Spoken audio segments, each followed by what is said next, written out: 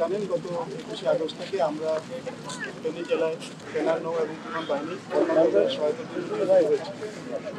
আমি আপনাদের সবাইকে যেটা অনুরোধ করবো, ছাত্র জনতা প্রশাসন সদস্য বাহিনী আমরা সবাই যদি কাঁধে কাঁধ মিলিয়ে কাজ করি তাহলে আমার বিশ্বাস আমরা এই বিপদসঙ্গ অবস্থা থেকে শীঘ্রই ঘুরে দাঁড়াতে পারব। স্থানীয়ভাবে যারা প্রশাসনের নেতৃবৃন্দ আছেন তাদেরকে এটাই অনুরোধ করব যে সঠিক লোকটা যাতে সঠিক সহায়তাটা পায়, এটা যাতে আমরা ন্যায্যের ভিত্তিতে সুবিচারের ভিত্তিতে যাতে বন্টন করি, এই জিনিসটা নিশ্চিত করার দায়িত্ব আপনাদের, আমাদের সবার।